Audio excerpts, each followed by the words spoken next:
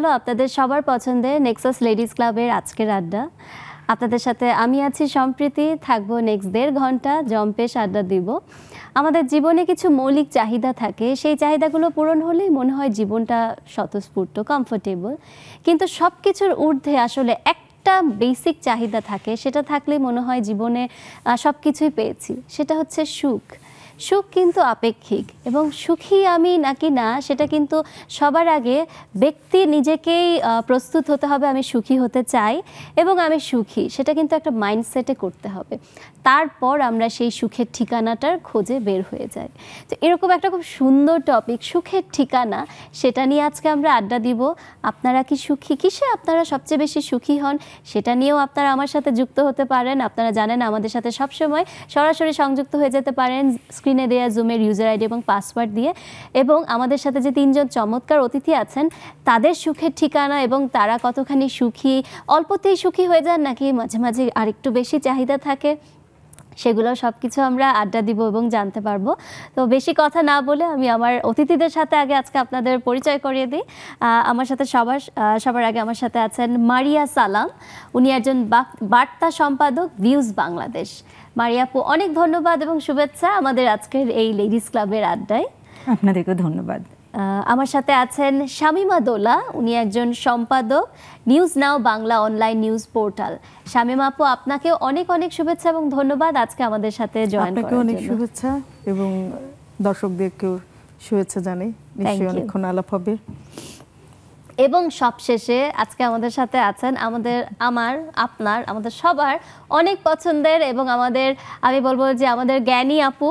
আমাদেরকে প্রত্যেক সপ্তাহে এসে অনেক সুন্দর সুন্দর জ্ঞান দেন এবং আসলেই আমি বলবো খুবই কার্যকরী লাইফস্টাইল নিয়ে আমরা অনেক কিছু জানতে পারি। আমাদের সাথে আছেন লাইফস্টাইল এক্সপার্ট রাহিমা সুলতানা রিতা। রিতা আপু, অনেক অনেক ধন্যবাদ। ফ্রাইডেতে আজকে আপনি আমার সাথে চলে এসেছেন। সত্যি কথা সংযুক্তা, আজকে যে আমার কি ভালো লাগছে তোমাকে দেখে আমি বোঝাতে পারবো না। আমি এসে প্রথমেই জিজ্ঞেস করেছি যে আজকে আমার সাথে কে আছে, বলছে সংযুক্তা।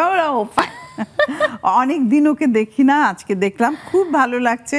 একই রকম আছো, সেই মানে হাস্য ফলো করার চেষ্টা করছি আপনার কাছ থেকে, লাইফস্টাইলের যে টিপসগুলো দেন হাস্য উজ্জ্বল মানুষ, খুব ভালো পজিটিভ একজন মানুষ তুমি। আমার তোমাকে প্রথম থেকেই ভীষণ ভালো লাগে। So honour, thank you Rita আপু। তো আজকে আমরা আমাদের আড্ডার প্রত্যেক সপ্তাহে মানে প্রতিদিন চলে আমাদের এই আড্ডা, এবং আমাদের এই ক্লাবের একটা বিশেষত্ব হচ্ছে আমরা সবসময় একটা ছোট টপিক পিক করি, অ্যান্ড সেই টপিকটাকে ঘিরে আমরা আমাদের আড্ডাটাকে জমিয়ে উঠি এবং আমাদের জুমের আপুরাও ওনারাও আমাদের সাথে জয়েন করে ফেলেন। তো সবাই আমরা একটা 1.5 ঘন্টার খুব সুন্দর আড্ডা দিই এবং বুঝতেই পারি না কখন সময়টা পার হয়ে যায়। তো আজকের আমাদের টপিক হচ্ছে সুখের ঠিকানা। সুখটা তো আমাদের জীবনে অপরিহার্য। সুখ না থাকলে আমার মনে হয় জীবনটা ওখানেই মরে গেল। আমার কাছে মনে হয় যে করে হোক আমি সুখী হতে হবে। টাকা থাকুক, সংসার ঠিক মতো থাকুক, সব কিছু কিন্তু নিজের আয়ত্তের মধ্যে আনতে হয়। সবার আগে মাইন্ডসেট যে না, এর মধ্যেই আমি সুখী, আমার কাছে এরকম মনে হয়। তা আমি আমাদের যে আজকের অতিথি মারিয়া আপু, আপনার কাছে আগে জানতে চাবো, মারিয়া আপু কি করা হচ্ছে, আগে আপনার সম্পর্কে একটু জানতে চাই। যে আপনি হচ্ছে নিউজ এডিটর। জি। সো আপনি আছেন হচ্ছে ভিউজ বাংলাদেশ। তো কিভাবে আসা হলো এবং আপনার ক্যারিয়ারটা নিয়ে আমাদেরকে আগে যদি একটু ইন্ট্রো দেন। প্লাস সুখের ঠিকানা, প্লাস আপনি যে এত মানে আপনার কাজে যে সুখে আছেন, ঠিকানাটা কি সেটা একটু বলবেন। আমি জুড়ে দিলাম। যেটা হচ্ছে, আমি মারিয়া সালাম, সাংবাদিকতায় আমার 18 বছর হয়ে যাচ্ছে কাজ করা। তো আমি একদম স্টুডেন্ট লাইফ থেকে কাজ শুরু করি সমকালে কন্ট্রিবিউটর হিসেবে, রেগুলার সাংবাদিক হিসেবে না। এরপর অনার্স কমপ্লিট হয়ে যাওয়ার পরে আমি হচ্ছে সাংবাদিকতায় রেগুলার হই। তো অনেক পত্রিকায় কাজ করেছি এখন পর্যন্ত। কালের কণ্ঠে কাজ করেছি, বাংলা নিউজে করেছি, ঢাকা ট্রিবিউনে, ইউএনবিতে, হ্যাঁ, তারপরে আরও ছোটোখাটো অনেকগুলো পত্রিকায় কাজ করে এটা আমার 11তম হাউস ভিউজ বাংলাদেশ। আমরা বাংলাদেশের 18 বছরের ক্যারিয়ার। জি। তো আমরা বাংলাদেশের প্রথম ভিউজ পোর্টাল, মানে আমাদের নিউজও থাকে কিন্তু আমরা ভিউজটাকে প্রায়োরিটি দিই, মতামতের বিষয়টাকে প্রায়োরিটি দিই। এবং এটা একই সাথে প্রথম বাইলিঙ্গুয়াল পত্রিকা। লাইক অন্য পত্রিকাগুলো যেটা হয় যে বাংলা একটা ভার্সন থাকে, ইংরেজি আর একটা ভার্সন থাকে, কিন্তু আমাদের যেটা হচ্ছে যে আমরা বাংলা যেটা পড়ছি ইংরেজিও সেটাই পড়ছি, মানে লাইক ট্রান্সলেশনের মতো। মানে আপনি ইংরেজি একটা নিউজ পড়লেন, তারপর আপনার মনে হলো এটা আমার বাংলা পড়া উচিত, আপনি বাংলা ক্লিক করলে ওই নিউজটাই বাংলায় পাচ্ছেন। অটো জেনারেট করে। আবার বাংলা পড়ছেন, মনে হচ্ছে এটা আমার ইংরেজি দরকার, ইংরেজিতে ক্লিক করলে ইংরেজি আসছে। তো আমরা ফার্স্ট বাইলিঙ্গুয়াল পত্রিকা বাংলাদেশে। আর আমি যদি মানে যেহেতু সুখের ঠিকানা, আমরা যারা কর্মজীবী নারী, আমাদের জন্য তো সুখের ঠিকানা মানে তিনটা আসলে, সত্যি কথা যেটা, একটা প্রথমে ঘর, হ্যাঁ ঘরটা তো আসলে সবচেয়ে বড় সোর্স, এরপরে আমাদের অফিস, এরপরে পুরা দেশ, এটা আমি মনে করি। তো ঘরের কথা হয়তো নিশ্চয় পরে আসবে, যেহেতু আগে ক্যারিয়ার দিয়ে শুরু হচ্ছে। তো অফিসের বিষয়টা বললে আমি যেটা বলতে চাই যে একজন নারী হিসেবে এবং একজন সংবাদকর্মী হিসেবে আমার যে চাওয়া সেটা হচ্ছে মানে বৈষম্যহীন কর্মী বান্ধব একটা সুন্দর পরিবেশে কাজ করার ইচ্ছা।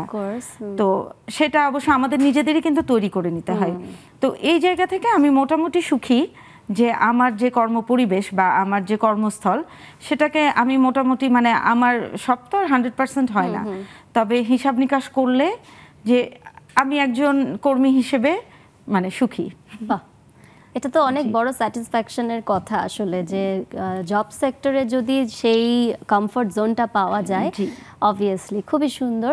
শামীম আপুর কাছে চলে যাব, আপনিও একজন এডিটর, কিভাবে আসা হলো আপনার এই সেক্টরে, আপনার ক্যারিয়ার নিয়ে আমাদেরকে একটু বলবেন, অ্যান্ড ওভারঅল আপনার যে সুখের ঠিকানা, আপনি কতখানি স্যাটিসফাইড আপনার জব সেক্টর এবং সবকিছু মিলে আমাদের একটু সংক্ষেপে বলবেন। ধন্যবাদ আপনাকে। আমি কর্মজীবন প্রথমে শুরু করেছিলাম স্টুডেন্ট লাইফ থেকে, আসলে আমি সাংবাদিকতার সাথে যুক্ত, মারিয়ার মতো কন্ট্রিবিউটর ছিলাম। তারপরে যখন পড়াশোনা শেষ করলাম আমি অন্য সেক্টরে ছিলাম, আচ্ছা, কর্পোরেট জবে বেশ কয়েকটা জায়গায়, কিন্তু আমার আসলে স্যাটিসফ্যাকশন আসছিল না, মানে কাজ করে এই প্রতিদিন একই ধরনের কাজ, একই সময়ে যাওয়া, মানে গদবাঁধা যে জীবন, সেটা পছন্দ ছিল না। তারপরে আমি জব ছেড়ে সাংবাদিকতায় যুক্ত হলাম, এবং খুবই সাংবাদিকতা শুরুতে খুবই কম স্যালারিতেই শুরু করেছি, অনেক ভালো স্যালারির চাকরি ছেড়ে। তারপরে আমারও 2005 থেকে 21 বছর হয়ে গেল। প্রথমে পত্রিকা, তারপর রেডিও, তারপর টেলিভিশন। এবিসি রেডিওতে ছিলাম, রেডিও আমার, তারপরে বৈশাখী টেলিভিশন, 71, নিউজ 24ও কিছুদিন বছর দেড়েক কাজ করেছি। সবচেয়ে বেশি ছিল 71 টেলিভিশনে, সাংবাদিকতা ছিলাম, রিপোর্টার এবং নিউজ প্রেজেন্টারও ছিলাম, নিউজ প্রেজেন্টার। তারপরে নিজে কিছু করবার একটা ইচ্ছে হলো, যে সবসময়ই মানে আমার নিজে কিছু করার একটা ইচ্ছা সবসময় ছিল, যে তো যখন অন্য প্রতিষ্ঠান বা টেলিভিশনগুলোতে বা পত্রিকায় যখন কাজ করেছি, কিছু জায়গা দেখেছি, তো মনে হয়েছে যে আমি নিজে একটা কিছু করি। সেখানে নিউজ পোর্টাল দিয়ে শুরু করলাম। মনে হয়েছিল যে আমার যারা সাথে নারী সহকর্মী যারা, তাদের মানে অ্যাজ নারী সাংবাদিক আমি যে চ্যালেঞ্জগুলো ফেস করেছি, তো আমি নিজে ভালো করে জানি যে কোন জায়গায় চ্যালেঞ্জ, কোথায় কি করা দরকার।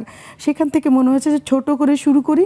আমি আমার সহকর্মীদের যেই জায়গাগুলোতে আমি চ্যালেঞ্জ ফেস করেছি, ওই জায়গাগুলো যেন একটু স্মুথ করা যায়, নারীদের কর্মজীবনটা যেন স্মুথ করা যায়, সেই জায়গা থেকেই শুরু করা। এবং আমার মানে এটি কোনো পুরুষ বিদ্বেষী কথা না, আমার পোর্টালে নারী সহকর্মী বেশি, আমার পোর্টালে ফেস করেছেন আপনি, সেখান থেকে আমি এই জায়গাটা করেছি যে আমি যেন একজন আমার সহকর্মীর পাশে দাঁড়াতে পারি, যখন তার হয়তো অনেক সময়ই যে চ্যালেঞ্জ ফেস করে, অনেক সময় কাজ থাকে না, চাকরিচ্যুত হয়। আমার খুব ইচ্ছে ছিল যে অনেক কারণেই চাকরিচ্যুত হয়, যৌক্তিক কারণে, অযৌক্তিক কারণে, আমি অন্তত একজন দুজনকে বা খুব বেশি যদি পারি আরও সবার পাশে দাঁড়াবো, এরকম জায়গা থেকেই শুরু করা।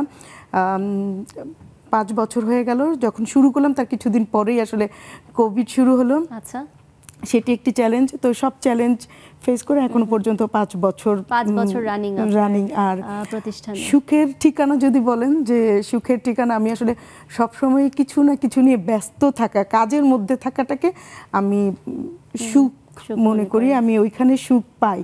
যে নতুন কিছু করা বা সবসময় কিছু করার একটা তাগিদ আমার মধ্যে থাকে, সে ব্যস্ত থাকা সবসময়। আর মারিয়া বলছিল যে কর্মজীবী নারী, এই জায়গায় একটু যে আমরা যারা বাইরে কাজ করি, চাকরি করি বা কিছু করি, আমরা নিজেদেরকে কর্মজীবী মনে করি, কিন্তু বাসায় যে নারীটা কাজ করছে, যিনি কাজ করছেন, তার কিন্তু 8 ঘন্টা বা কোনো ঘন্টা হিসাব হয় না, তিনিও কর্মজীবী। আমরা যেন সেটিও মাথায় রাখি। আসলে তিনি একটি পরিবারে শ্রম দিচ্ছেন, পুরো রাষ্ট্রে শ্রম দিচ্ছেন, এবং সেটা বলা যায় যে একটি সুন্দর বিশ্ব তৈরি করায় তিনিও অবদান রাখছেন। আমরা সবাই আসলে কর্মজীবী। আর এই কাজ করার পরে নিজের ঘরটা একটা সুখের ঠিকানা, নিজের অফিসটাও একটা সুখের ঠিকানা, যেখানে কাজ করি সব জায়গাটায় আসলে সুখ। আপনি বলছিলেন যে আপেক্ষিক, মানুষ যখন ফিল করে যে আসলে সে কোথায় সুখ ফিল করে। ছোটবেলায় সুখ ফিল করতাম কোথাও, যখন খেলতে গেলে সুখ ফিল করতাম, একটা ছোট গল্পের বই পেলে সুখ পেতাম, একটা ফড়িংয়ের উড়ে যাওয়া দেখে সুখ পেতাম।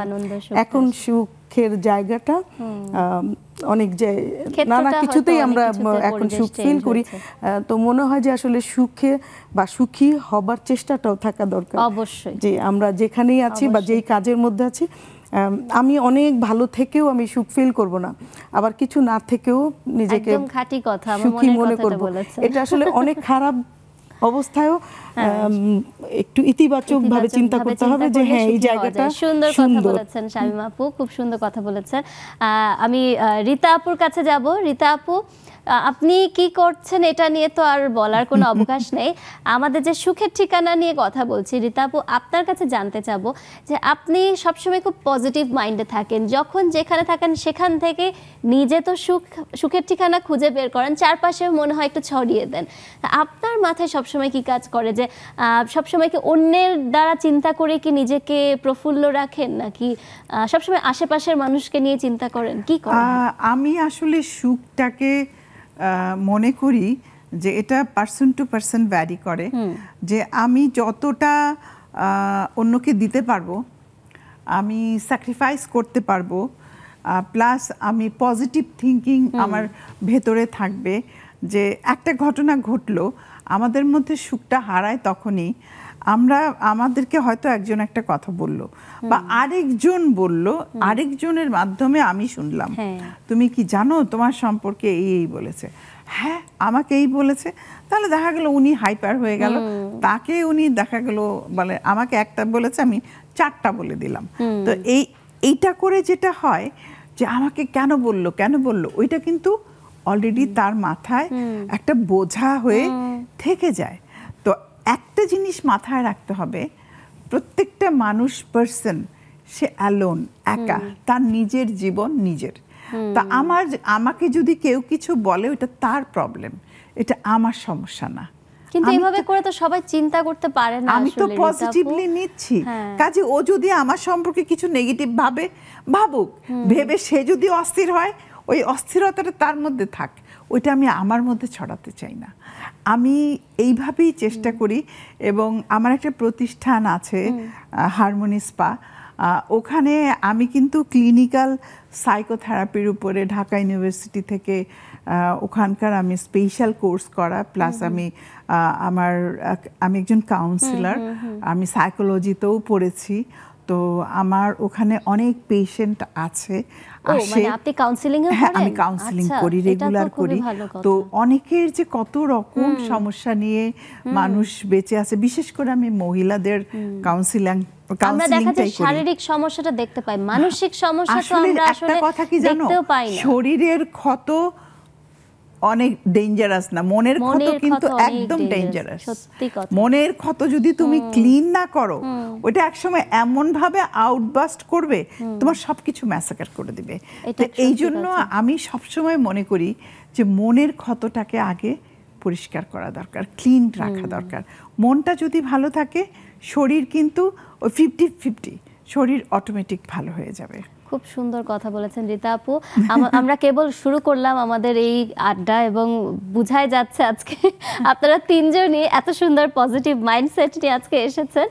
খুব সুন্দর আড্ডা হবে। দর্শক, একটা ছোট্ট বিরতির সময় এসেছে, কোথাও যাবেন না, আমরা কিন্তু সুখের ঠিকানা নিয়ে আড্ডা দিচ্ছি, ফিরছি কিছুক্ষণের মধ্যেই।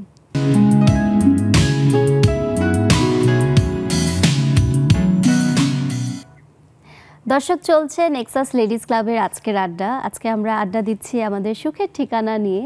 কে কতখানি সুখী, সুখটাকে আমরা কিভাবে করে আয়ত্ত করে নেই, কিভাবে করে জীবনের সাথে মিলিয়ে নেই এবং চেষ্টা করি যে আমরা সুখী সেটাকে সমৃদ্ধি করতেও।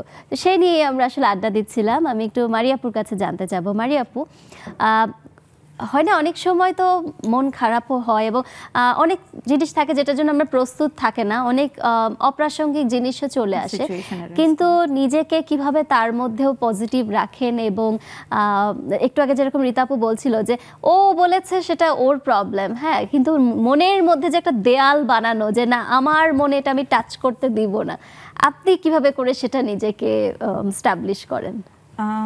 প্রথমত যেটা বলি যে এটা অনেকটা নির্ভর করে মানুষ কোন পরিবেশে বড় হয়, তার প্যারেন্টস কেমন বা তাকে কিভাবে তারা স্কুলিং করছে সেটার উপরে, স্কুলের উপরে, কলেজের উপরে, বন্ধু বান্ধব, মানে পুরো একটা পরিবেশটাই কেমন এটার উপরে একটা মানুষের কিন্তু গড়ে ওঠাটা নির্ভর করে। তো এক্ষেত্রে আমার ক্ষেত্রে আমি যেটা বলবো যে অবশ্যই আমার পরিবারের তো যারা মানে আত্মীয় স্বজন, আমার মামারা, আমার মা, তাদের তো একটা অনেক বড় একটা ভূমিকা ছিল আমার গড়ে ওঠার পেছে। কিন্তু আমি আমার বাবার কথা যেটা বলবো যে উনি খুব উদাসীন মানুষ, হ্যাঁ, কিন্তু উনি আবার কেমন ছিলেন যে খুবই এটাকে কি বলে যে জীবনী শক্তি বলে না, মানে খুব পজিটিভ শক্তির একজন মানুষ, মানসিকভাবে উনি খুব পজিটিভ। তো অনেক বড় বড় ক্ষতি হয়ে যাচ্ছে, অনেক দুঃখের সময় আসছে, কিন্তু ওনাকে দেখতাম শক্ত হয়ে দাঁড়িয়ে থাকে, বলে এটা কোনো বিষয় না, আরে এটা কেটে যাবে, এটা ঠিক হয়ে যাবে। হ্যাঁ, তো এই যে এই এনার্জিটা দেখে আমি বড় হয়েছি। তো আমি যখনই মানে এইরকম কোনো সিচুয়েশনে পড়ি, আমার মন খারাপ হয় বা মনে হয় যে এটাই মনে হয় ফেল করে গেলাম, আমার বাবার কথা মনে হয়, আমি মনে হয় যে আমি তো ওনার সন্তান। বাবা বেঁচে আছেন? হ্যাঁ, জি বেঁচে আছেন। তো আমার মনে হয় আমি তো আমার বাবার সন্তান, হ্যাঁ, আমার বাবা যদি নিশ্চয়ই আমি আমার বাবার চেয়ে বেশি প্রিভিলেজড, কারণ উনি যে সুযোগ সুবিধা পেয়ে বড় হয়েছেন আমি তার চেয়ে বেশি পেয়েছি। তো সেই জায়গা থেকে আমি কেন ভেঙে পড়বো, মানে আমি তারও ভালো জায়গায় আছি। তো এটা একটা বিষয়। আর একটা বিষয় আমি যেটা ফিল করি যে আপনি যখন একটা প্যারেন্ট হবেন, মানে সন্তানের বাবা মা হয়ে যাবেন, তখন আপনার নিজের ভালো থাকা খারাপ থাকার চেয়ে মানে আপনার সন্তান কেমন থাকছে এটা কিন্তু একটা অনেক বড় গুরুত্বপূর্ণ বিষয়। তো আমি খেয়াল করে দেখি যে আমি যদি খারাপ থাকি আমার বাচ্চারা ভালো থাকে না। তো তখন আমি করি কি যে ওদের জন্য মনে করি যে না, আমার কোনো কিছুতেই খারাপ থাকা যাবে না, আমার ভালো থাকতে হবে। কারণ আসলে মানে দিন শেষে যেটাই বলি, আমরা কিন্তু আমার সন্তানদের জন্য কষ্ট করছি। অবশ্যই। তো আমার টার্গেটই থাকে এইটা যে ওরা যেটাতে খুশি থাকবে আমি সেটাতে খুশি, এরকম একটা বিষয় থাকে। আর আমার বাবা একটা কথা সবসময় বলতো যে যে মুখ ফুটে বলে তার গা ফুটে বের হয়, মানে হচ্ছে যে মানুষকে নিয়ে বেশি কথা বলে তারই কিন্তু এরকম সিচুয়েশন চলে আসে, মানে সে নিজেই অপমানিত হয়। তো আমি সবসময় এটা মাথায় রাখি, আমাকে যদি কেউ একটা নেগেটিভ কিছু বলে, কেউ খারাপ কিছু বলে, হয়তো রাগ করি, হয়তো সাময়িক একটা রিয়াকশন দিই, কিন্তু ইন দি লং রান ওইটা নিয়ে আমি পড়ে থাকবো বা ওইটা নিয়ে আমি আমার কোনো কাজ খারাপ করে ফেলবো বা একটা দিন কাজ করব না, মন খারাপ করে থাকবো বা আমার বাচ্চাদের সাথে মিসবিহেভ করব, এইটা না। আমি ওই সেটা হয়ে গেল, ও যা বলছে বলুক, আমার মন খারাপ হয়েছে হোক, বাট আমাকে সামনের দিকে যেতে হবে। ওইটাকে আর আপনি ওটা নিয়ে অ্যানালাইসিসও করবেন না, ওটা নিয়ে আর কথাও বলবো না। হ্যাঁ, আর মানে আমার যদি ব্যক্তিগত জীবন দেখি, মানে আমি বেশ একটু চড়াই উতরাই দিয়েই এই জায়গায় এসেছি। তো সেখান থেকে আমাকে মানে এটা হয়তো আমি লাকি যে বাংলাদেশে আমার জায়গায় বা আমার সিচুয়েশনে কোনো মেয়ে পড়লে হয়তো তাকে অনেক ধরনের সমালোচনা, অনেক বাজে কিছুর মধ্যে দিয়ে যেতে হতো, কিন্তু আমি লাকি এবং আমি কৃতজ্ঞ আমার যারা বন্ধু বান্ধব বা আমার সহকর্মী আমাকে হয়তো তারা খুব ভালো বোঝেন। তো সেই জায়গা থেকে আমার স্ট্রাগল কম, কিন্তু তারপরে অনেক কিছু আমাকে শুনতে হয়েছে। তো এগুলো যদি আমি মনের মধ্যে রাখতাম আজকে আমি কিছুই করতে পারতাম না। তো সেগুলো আমি আসলে ভুলে গেছি। আমি সামনের দিকে এগিয়ে যাওয়াটাকেই মনে করি যে এটাই আসলে মানুষের আসল লক্ষ্য হওয়া উচিত। আপনার ভিশনটা সেট, তারপর আশেপাশে যা হচ্ছে ডাজন্ট ম্যাটার, আপনি আপনার গতিতে চলছেন আর লং রানে। প্রত্যেকটা মানুষেরই আমি মনে করি যে অ্যাজ এ পার্সন শুধু ভালো থাকা না, আপনার ভালো থাকাটা দিয়ে আপনি কিছুকে প্রভাবিত করা। হ্যাঁ, আমি খুব স্বার্থপরের মতো ভালো আছি, এটাতে আবার অন্যরা দুঃখ পাচ্ছে, এটাও না। আমি মনে করি যে ব্যালেন্স করে চলাটাই হচ্ছে আসলে সুখী থাকা। মানে আমি যদি কিছু ছাড় না দিই, আমি কিন্তু কারো কাছ থেকে কিছু ছাড় পাবো না। তো আমি মনে করি এই জায়গাটায় যে দাঁড়ানো, যে ঠিক আছে আমার সুখ তো আর আমার সুখ না। ধরেন আমি মানে আপনি আমার কোনো একটা বন্ধু, আপনার কোনো কিছু আমার ভালো লাগছে না, আমার সুখের জন্য আমি মানে আপনাকে ডমিনেট করছি বা ফোর্স করছি, আপনি ভালো নেই, তাহলে কিন্তু আমি ভালো থাকতে পারবো না। বা আমার পার্টনারকে আমার এটা পছন্দ নয়, তাকে আমি খুব জোর করছি, সে খুব দুঃখ পেয়ে হয়তো এটা করছে বা খুব অনিচ্ছাকৃত করছে, এটা কিন্তু আমার মনে সত্যিকার সেই আনন্দটা, স্যাটিসফ্যাকশনটা আসে না, সুখী হওয়া যায় না, চারপাশটা নিয়ে। তো সেটার জন্য আমি যেটা মনে করি যে নিজেরটা তো অবশ্যই ভাবতে হবে, কিন্তু তারপরে আমার ব্যালেন্স করতে হবে যে আমার চারপাশে সবাই যেটাকে মানে মোটামুটি একটা গ্রহণযোগ্য জায়গা থেকে আমাকে চলতে হবে। সেটার জন্য আপনি আপনার সুখটাকে একটুখানি কম্প্রোমাইজ করতে আমি রাজি, যাতে করে মানে সবাই মিলে ভালো থাকা যায়। এটাই মিলেমিশে থাকাটা সহজ বাংলায় হচ্ছে মিলেমিশে সুন্দর করে থাকাটা হচ্ছে মারিয়াপুর মোটিভেশন। শামীমা আপুর কাছে জিজ্ঞেস করবো, শামীমা আপু আপনি কি রকম, মানে আপনি কি একটু ইমোশনাল? ধরেন মারিয়াপু যেরকম বললো যে নিজের সুখটা একটুখানি ছাড় দিয়ে অন্যের সাথে ব্যালেন্স করে চলে যায়, আবার কোনো কোনো ক্ষেত্রে হয় না যে ধরেন আমি আপনার বন্ধু না, হ্যাঁ, কিন্তু আপনি জানছেন যে এটা করলে আপনার জন্য এটা সুবিধা হবে, হয়তো আমার জন্য একটু ক্ষতি হলেও হবে, এমন কোনো ক্ষতি না, তো সেক্ষেত্রে কি আপনি একটু কম্প্রোমাইজ করবেন? মানে নট শুধু যে আপনার আপনজনের জন্য, হয় না যে নাগরিক হিসেবে, তো সেক্ষেত্রে আপনি কি করেন? যেটি বলছিলেন যে আপনার একটা উপকার হবে, সেটা আমি যদি কম্প্রোমাইজ করি, হ্যাঁ সেটা আমার ক্ষেত্রে শুধু মানে বন্ধু অথবা বন্ধু না, এই জায়গাটা আমি প্রথমত আমি খুব ইমোশনাল, হট টেম্পার, খুব চট করে রেগে যাই এবং যা বলার বলে ফেলি। যে মানে কেউ একজন বললো, আমি গিয়ে যে জিজ্ঞেস করে ফেলবো এটা তুমি বলছো কেন বলছো, তারপর শেষ, আমি ওটা পুষে রাখি। কিন্তু তারপর সেটার যে রিটার্নটা অনেক দিন, যে অনেক সময় তো তাহলে সেক্ষেত্রে সম্পর্কে কিন্তু এফেক্ট পড়ে না, আমি ওটা পুষে রাখি না। এবং আমি কিন্তু অন্যজন তো তখন দেখা যায় যে আপনি যদি রেগে কিছু একটা বলে ফেললেন, না আমি জিজ্ঞেস করি, যে কোয়েরি করি, অনেক সময় ইনফরমেশনটা ভুলও হয়। হ্যাঁ, আরেকজন একটু ভালো হবার জন্য, আমার কাছে আরেকটু ভালো হবার জন্য একটু আরেকজন সম্পর্কে ভুলও বলে, এবং যদি কোনো কারণে সে বলেও, সে মানে আমি জিজ্ঞেস করলাম তারপরে বললাম, যদি সে বলেও থাকে বা অকারণ আমাকে একটু কষ্ট দেওয়ার জন্য, একটা সময় তার রিয়েলাইজেশন হবে। আর যদি না হয়, সেটা না হলে তাকে আমি জোর করলেও তাকে তার রিয়েলাইজেশন আমি তৈরি করতে পারবো না। মারিয়া যেমন বলছিল যে সে কেমন পরিবেশে বড় হয়েছে, স্বার্থপরভাবে বড় হলে সেটাকে তো আমি কখনোই পারবো না তার ভেতরে আনতে, যদি সে সেভাবে তার গ্রোন আপটা সেরকম না হয়। আর আমি যেটি বলছিলাম যে আমি খুব আবেগপ্রবণ, এবং আমি মানুষের জন্যে বা আমার মনে হয় যে করব, মানুষ হোক, বন্ধু হোক বা বন্ধু ছাড়াও হোক, যদি আমি সেটা চেষ্টা না আমি করি, নিজের মানে নিজের ক্ষতি করে হলেও করি, শুধু স্যাক্রিফাইস না, এটা আমি করি। আর একটু মারিয়া যেমন বলছিলেন পারিবারিক যে আমার বাবার, আমিও প্রতি মুহূর্তে খুব, তার স্ট্রাগলটা কম, আমার স্ট্রাগলটা অনেক বেশি। আমি সোজা পথে না গিয়ে আমি একটু স্ট্রাগল করা মানুষ, আমি অনেক বেশি স্ট্রাগল করি। হয়তো সোজা পথে গেলে হয়তো সেটা হতো না, এত কষ্ট করা লাগতো না, কিন্তু আমি এটা করি। আমি মনে করি নিজেকে একটা ফাইটার। আমার বাবা একজন বীর মুক্তিযোদ্ধা, গত 31 ডিসেম্বর উনি আমাদের ছেড়ে চলে গেছেন। আমার বাবার জীবনটা ছিল খুবই যুদ্ধ করা সংগ্রামী মানুষ, সেটা আমার ভাই বোনদের মধ্যে আমি অনেক বেশি সেটা পেয়েছি। আর আমার কোনো জিনিস সহজে হয় না, আর আমি হাল ছেড়ে দিই না, আমি একটা জিনিসের পিছনে লেগে থাকি। আপনার স্ট্রাগলটা নিয়ে আমরা একটু শুনতে চাই। স্ট্রাগল হচ্ছে প্রতি মুহূর্তে, যে মানে সোজা কাজটাও সোজা হবে না বা হয় না, আমি দেখেছি হয় না, কিন্তু সেটা আমি মানে লেগে থাকি, এবং ওইটা আমি না করা পর্যন্ত ছেড়ে দেই না, এবং প্রতি মুহূর্তে আমি কিছু না কিছু নিয়ে ব্যস্ত থাকি, একটা কিছু করবার চেষ্টা করি। আমার সুখটা হচ্ছে কিছু গড়ে তোলা, কিছু করা, সারাক্ষণ আমি কিছু হ্যাঁ, এটাই plan জানতে করি, চাই শামীমা যেমন আপু। অনেক সময় যেটা হয় কি, এরকম অনেক মানুষ আছে যে সবসময় কিছু করতে হবে, হ্যাঁ, এমন না যে আশেপাশ থেকে কেউ কিছু বলছে, কিন্তু না, নিজের নিজের ভেতর কাছেই থেকে নিজের ভিতরে আমার- একটা কেমন যেন অস্থিরতা কাজ করছে। এটা কি অস্থিরতা না, ভেতরে একটা তাগিদ তাগিদ কাজ তাগিদ করছে? তৈরি হয় যে এটা কিছু কি মানে করব। নিজেকে কোনো মনে কিছু হয় ভয় যে- দিচ্ছে আপনাকে? হ্যাঁ, না, আমার নিজের ভেতর থেকে মনে হয় যে হ্যাঁ, এই সমস্যাটা ফেস করছে, আমরা কয়েকজন মেয়ে, মানে আমরা মেয়েরা কাজ করতে গিয়ে এই সমস্যাটা দেখছি, ওকে আমি তো চাইলে বা আমরা সংগঠিত হয়ে কিছু একটা করতে পারি। যেমন আমার এই যে আমি মানে মনে হলো যে আমার কর্মক্ষেত্রে আমার সাংবাদিকতার জায়গায় মনে হলো যে আমি নিজে কিছু করি। আমি এই যে একটা নিজে একটা অনলাইন একটা প্রতিষ্ঠান করলাম, সেখানে যে আমি অনেক প্রিপারেশন নিয়ে অনেক সামর্থ্য নিয়ে শুরু করেছি তা কিন্তু না, কিন্তু করে ফেলেছি, স্টার্ট করে ফেলেছি। এটা আমি করি, এটা আমার হয় যে অনেকে ভাবতে ভাবতে সময় পার করে দেয়, কিন্তু আমি আসলে করে ফেলি। তারপরে মনে হয় আমি যদি ফেল করি, এটা মানে ফেল করা হবে না, আমার কিছু অর্জন অবশ্যই আছে, অন্তত অভিজ্ঞতা অর্জন হলো। পারলাম না, যদি নাও পারি, অভিজ্ঞতা তো হলো। তো এই জায়গায় হচ্ছে আমি এটা করে ফেলি।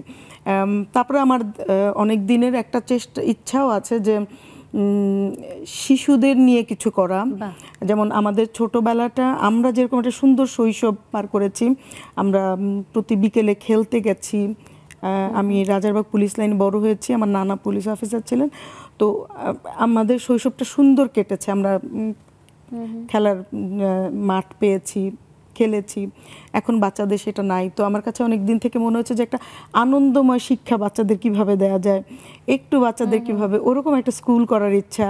তারপরে কিছু অটিস্টিক বাচ্চাদের নিয়ে অনেক বড় না, ছোট, মানে আমি খুব অল্প পরিসরে বড় বড় জিনিস করছেন, মানে করার স্পৃহা রাখছেন এবং সাহস তো আপনার সেরকম, মানে সেই ইচ্ছাটা আছে যে কর্পোরেট জব ছেড়ে আপনি জাস্ট মনের টানে চলে এসেছেন, আসলে তো যুদ্ধ করছেন। তারপরে এখন মনে হয় যে অটিস্টিক বাচ্চাদের নিয়ে কিছু করার, মানে আমি অনেক বাচ্চাদের জন্য করতে পারবো তা না, কিন্তু আমার মনে হয় যে আমি একটা মেইন স্ট্রিমে যদি 2টা বাচ্চাকেও যদি ফিরে দিতে পারি, বা 4টা বাচ্চাকেও যদি পারি, আমাকে দেখে যদি আরেকজন 8টা বাচ্চার জন্য করে, এরকম একটা ইচ্ছা আছে যেরকম কিছু করবার, এবং মানে অনেক কিছুই মাথার মধ্যে আছে, করব ইচ্ছা আছে। এটা কি বলে সমাজ সেবা। আপনার আসলে এরকম চিন্তাধারা যদি সবার মধ্যে থাকতো তাহলে আসলে খুব সুন্দর হতো। আমাদের একটা ছোট্ট বিরতির সময় এসেছে, আমরা এখনই ফিরছি। দর্শক, একটা ছোট্ট বিরতির সময় এসেছে, এখনই ফিরছি, কোথাও যাবেন না।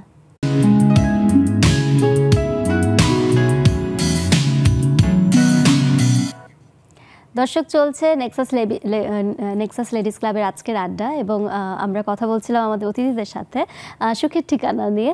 আমি রীতা আপুর কাছে একটু জিজ্ঞেস করবো। রীতা আপু, আপনি বলছিলেন যে ঢাকা ইউনিভার্সিটিতে আপনি ট্যুরিজমের উপর ক্লাস নিতেন, হ্যাঁ, তো সেখানে কি ধরনের ক্লাসগুলো নিতেন? সেখানে আমরা যেটা মানে 4টা সাবজেক্ট, 6 মাসের একটা সেমিস্টার আমরা পড়াতাম। সেটা হলো ফ্রন্ট ডেস্ক ম্যানেজমেন্ট, যেমন হোটেলে ফ্রন্ট ডেস্কে যাদের যে কাজগুলো করতে হয়, এটা 6 মাসের। বিবিএর কিন্তু ওদের ফুল কোর্স করতে হতো, পাশে এইটা ছিল। আর একটা ছিল ফুড অ্যান্ড বেভারেজ, খাবার প্রিপারেশন অ্যান্ড সার্ভিস, আর আরেকটা ছিল হাউসকিপিং। একটা হোটেলের রুম কিভাবে ক্লিন করতে হয়, একটা বেড কিভাবে প্রিপেয়ার করতে হয়, একটা গেস্টকে কিভাবে হ্যাপি করতে হয়। মূল কথা হলো ওদের মধ্যে অনেক ত্যাগের একটা, অনেক স্টুডেন্টই আসতো না ওই ডিপার্টমেন্টে, প্রচুর। সবচেয়ে বড় জিনিস যেটা আমি যখন দেখেছি, খুশি হয়ে আসতো না সবাই। প্রথম দিন আমি যখন ক্লাসে যাই, আমি সবাইকে বসে বললাম, আজকে আমরা গল্প করব, আমরা কোনো পড়ালেখা করব না, তোরা তো খুশি হয়ে গেল। আর ফার্স্ট ডে আমরা ইন্ট্রোডিউস হই, তা আমি আমার নাম বললাম, বললাম আমি কি করি। আমি যে তোমরা এখন একে একে তোমরা বলো যে তোমাদের নাম বলো আর why you choose this subject. আমি মানে এই সাবজেক্টটা কেন তুমি চুজ করেছো এটা বলো। 99% অন্য সাবজেক্টে চান্স পায় নাই। 2 জনকে আমি পেয়েছি যার বাবার রেস্টুরেন্ট বিজনেস আছে, তো বাবা বলেছে যে তুমি এটা পড়ো, সেই জন্য। আর বাকি কিন্তু সবাই অন্য ডিপার্টমেন্টে চান্স পায় না। এবং আমারই ছাত্র আমি দেখি গাড়ির শোরুমে হুন্ডাইতে পেলাম, কাজ করছে, তারপরে হোটেলে আছে কম, বাট ওরা বিভিন্ন ব্যাংক বিভিন্ন জায়গায় কাজ করছে আর কি।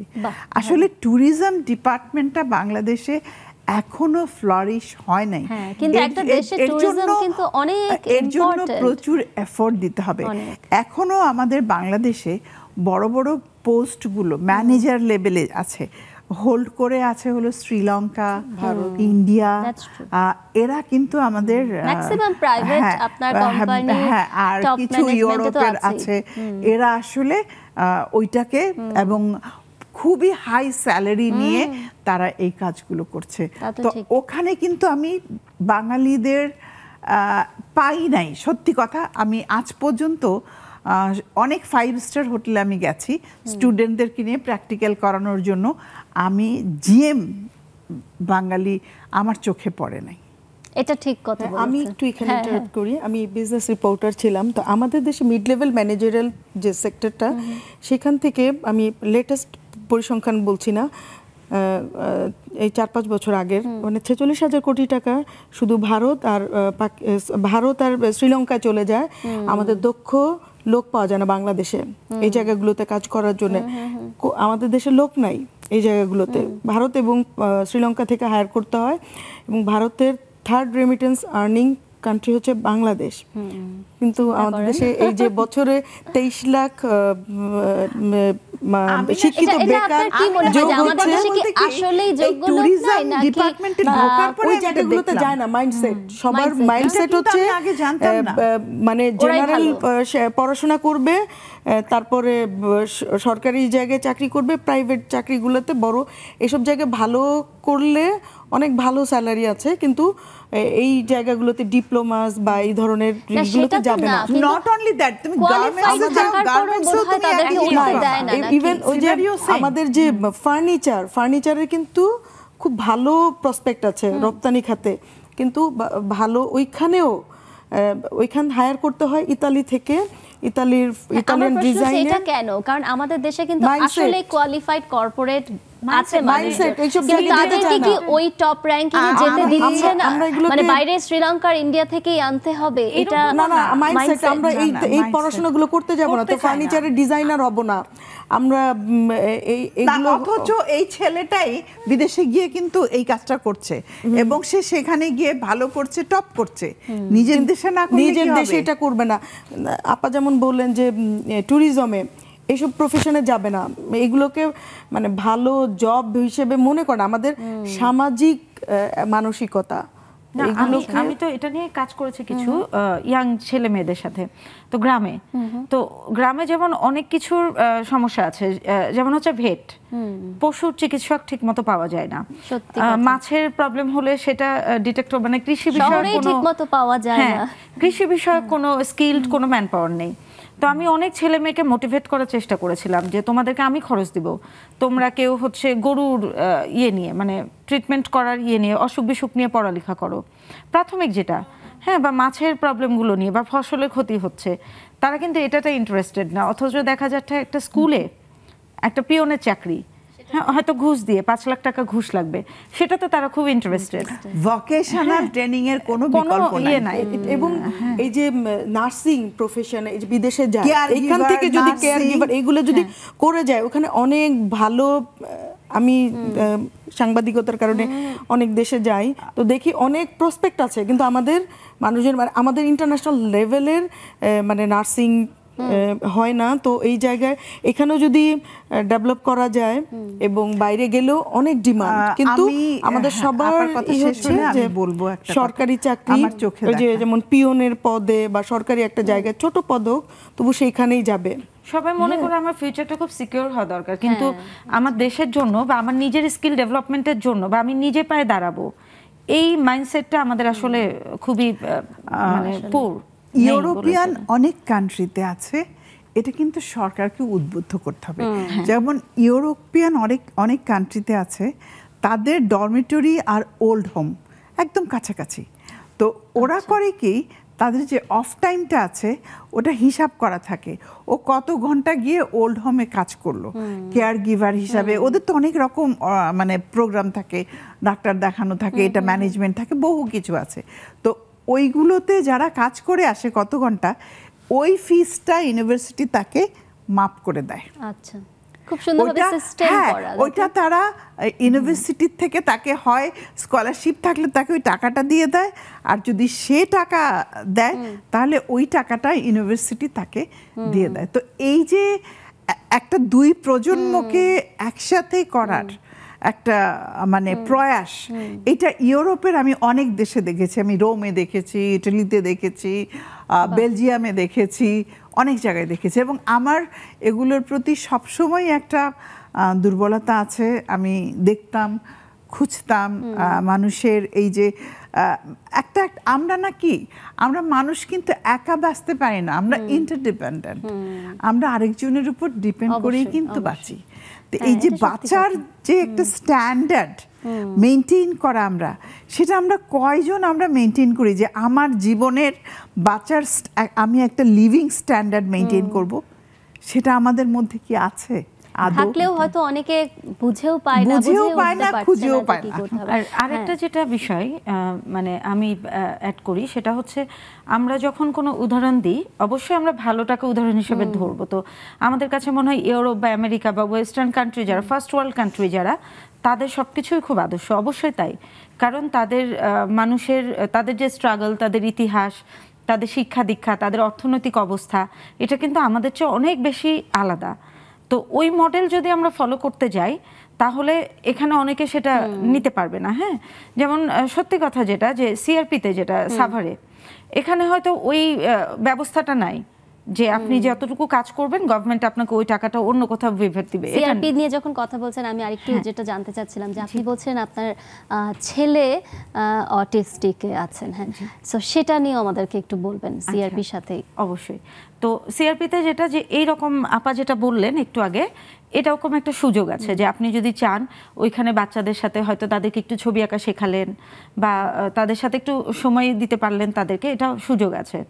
কিন্তু আমি দেখি যে এটার চেয়ে ওই মোবাইলে যাওয়া বা নিজের মতো করে সময় কাটানোটাকে আমরা অনেক বেশি প্রেফার করি। এই বিষয়, এই মাইন্ড সেটআপগুলো আমাদের আস্তে আস্তে হ্যাঁ চেঞ্জ করতে হবে। আর আমার বাচ্চাদের বিষয়ে যেটা, যে আমার বড় ছেলে, ওর 17 হবে আর কি। আচ্ছা। তো ওকে আসলে ঠিক অটিস্টিক ওই অর্থে বলা যাবে না, ও নর্মালি ছিল, বাট ওর জন্মের পরে যে কেয়ারটা দরকার হয়, ও প্রিম্যাচিউর ছিল। তো সেটা মানে পারিবারিক অজ্ঞতার জন্য হোক বা যে কোনো কারণেই হোক, প্রপার কেয়ারটা ওই সময় হয়নি, যার জন্য ওর ব্রেনের একটা অনেক বড় অংশ ড্যামেজ হয়েছে। ওর বেসিক্যালি সেরিব্রাল পলসি। জি। তো সেইখান থেকে ও যেটা করে যে ওর অ্যাটিটিউডটা একটু অটিস্টিক বেবিদের মতো, মানে আমাদের যেটা পারসেপশন, ওর পারসেপশন এরকম না। হ্যাঁ, ও একটু ডিফারেন্টলি চিন্তা করে। তো সেইখান থেকে অবশ্যই আমার একটা বড় স্ট্রাগল ওর পিছে করতে হয়েছে। তো আমি লাকি যে আমার পরিবারের প্রত্যেকটা সদস্য, আমার বন্ধু বান্ধব, আমার কলিগ, এমনকি তখন আমার যিনি পার্টনার ছিলেন মানে ওর বাবা, সবাই মানে আমাকে খুব সাপোর্ট দিয়েছেন, যার জন্য আমি এটা ওভারকাম করতে পেরেছি। আমার ছেলে এখন অনেকটাই, মানে আপনি দেখলে হয়তো এভাবে বুঝবেন না, অনেকটাই সে মানে নর্মাল এটা। আর আমার যে মেয়ের বিষয়টা, আমার মেয়ে, ওকে আমি যখন পেয়েছি ওর বয়স 5-6 হবে। তো ওকে রাস্তায় ফেলে গেছিল ওই অবস্থাতেই। তো আমি যখন ওকে পেয়েছি ওর পুরো বডি প্যারালাইজ ছিল, মানে ও নড়তে পারতো না। হ্যাঁ, তো আমি ওকে অ্যাডপ্ট করেছি, করার পরে ওকে নিয়ে এসে বাসায় রেখেছিলাম কিছুদিন। দেখলাম বাসায় আসলে ওর প্রপার কেয়ারটা হচ্ছে না, আর বাসায় এভাবে থাকলে হয়তো ওকে আমি আদর যত্ন করতে পারবো, কিন্তু ওর যেটা লাইফ চেঞ্জিং বা এটা হবে না। তো তখন আমি সিআরপিতে যোগাযোগ করি, এবং আমি যতদিন বেঁচে থাকবো আমি মন থেকে দোয়া করব সিস্টার ভ্যালোরিয়ান টেইলর, মানে সিআরপি যিনি ফাউন্ডার, উনাকে আমি একটা লম্বা ইমেল করেছিলাম আমার মেয়ের হিস্ট্রি দিয়ে। উনি মানে কয়েক মিনিটের মধ্যেই আমাকে রিপ্লাই দিয়েছিলেন, এবং উনি নিজে গাড়ি পাঠিয়ে নিয়ে গিয়েছিলেন আমার মেয়েকে। ওনার একটা স্কুল আছে ডিফারেন্টলি অ্যাবল যেসব বাচ্চা তাদের জন্য, তো সেই স্কুলটায় আমার মেয়েকে নিয়ে গেলেন, উনি ভর্তি করলেন, এবং ওইটা আবাসিক। এরপরে যে কেয়ারটা দিয়েছেন ওনারা সবাই মিলে, আমি চিরকৃতজ্ঞ। আমার মেয়ে কিন্তু এখন একা খেতে পারে, একা উঠে বসতে পারে, হ্যাঁ, মানে মোটামুটি তার যে কাজগুলো চলার মতো সে একা করতে পারে, এবং সে খুব সুন্দর ছবি আঁকে। হ্যাঁ, সে মানে হাত দিয়েই কিন্তু এখন ছবি আঁকে। এখন ওর যেটা প্রবলেম আছে, ও হুইল চেয়ার ছাড়া হাঁটতে পারে না, আর টয়লেটে হেল্প লাগে। তা আমি মনে করি যে ও হয়তো মানে হাঁটাটা হয়তো আর কখনোই হবে না, বাট একা যে টয়লেটের বিষয়টা এটা হয়তো অ্যাডাপ্ট করবে ইনশাআল্লাহ। খুব তাড়াতাড়ি। এখন ওর বয়স কত? আমার মেয়েরও এরকম হবে, 17 হবে, মানে সমবয়সী হবে এই আর কি। এখানে এই যে অটিস্টিক বেবিদের কথা বলছেন, আমাদের একটা আমরা একটা ছোট্ট বিরতি থেকে এসে শুনবো। আমি দেখতে পাচ্ছি জুমে আমাদের আপুরা জয়েন করেছেন, সবাইকে অনেক অনেক ধন্যবাদ এবং শুভেচ্ছা জয়েন করার জন্য। আমরা ছোট্ট একটা বিরতি নিয়ে এখনই ফিরছি। দর্শক, সুন্দর কথা শুনছিলাম এবং হারিয়ে গেছিলাম আসলে কিছুক্ষণের জন্য। মারিয়া আপু ওনার সন্তানদের কথা বলছিলেন এবং সবার কথা শুনছিলাম। একটা ছোট্ট বিরতি নিয়ে এখনই ফিরছি।